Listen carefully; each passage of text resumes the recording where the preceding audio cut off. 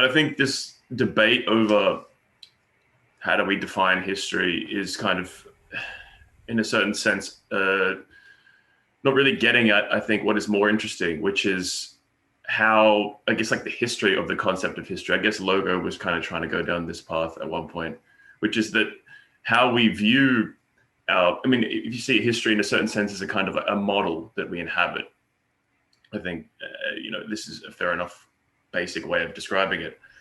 And so how we understand our relation to the model and the structure of the model changes our understanding of our historical context, so to speak, right? And so I think if you look at, history of Western metaphysics and Western culture, you see these like changes in our relation to time as having, I think, very, major historical implications. And I think this is why we have something like an end of history that we're even contemplating. So even if you go all the way back to Plato and you look at, basically Plato privileging being over becoming and projecting, the idea into in this kind of like detemporalized dimension outside of history.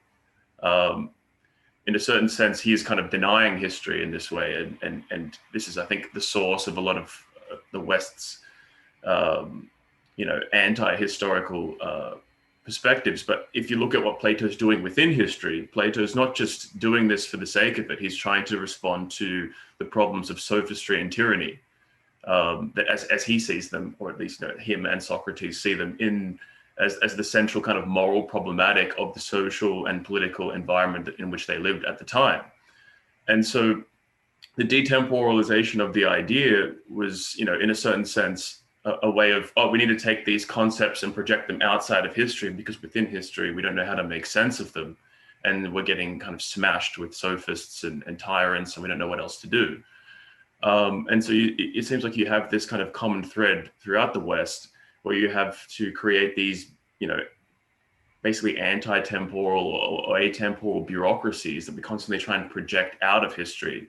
And in so doing, we try and explain the world in ways in which we get outside and behind time. And this, I guess, relates to Bergson, get outside and behind time with which to set a whole bunch of transcendent or transcendental, at least, conditions under which we can kind of regulate the becoming of our understanding within time. And I think the kind of key move that Bergson makes, that ultimately people like Heidegger and Deleuze later in the 20th century kind of take their cues from, is privileging time over space.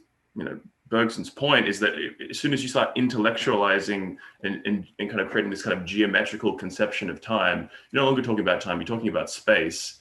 And so you're already kind of presupposing a whole bunch of intervals that the intellect inserts into temporality, which you then reify, and then you try to then derive time as a kind of secondary phenomena out of that. You're running into a mistake, and you get all these metaphysical problems.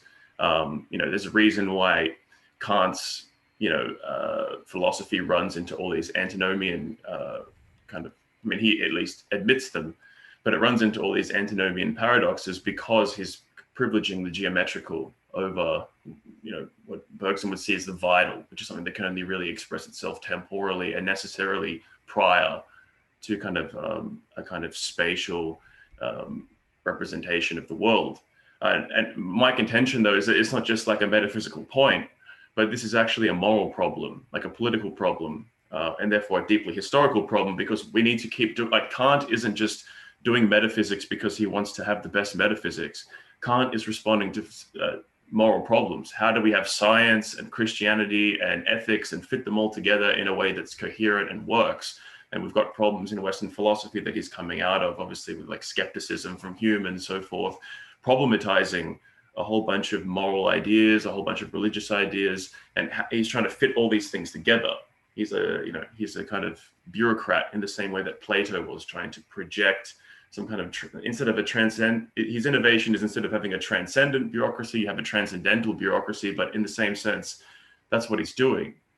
And so I think this is the really interesting question, because we get to this point now where we have this idea of the end of history in the West, and only a kind of attitude in which we try to project our moral values. If you think about something like human rights, the core of liberalism. We try and project these values outside of time. If you read like the UN Declaration on Human Rights, there is no explanation for where the fuck these rights actually came from, how they were created. Exactly.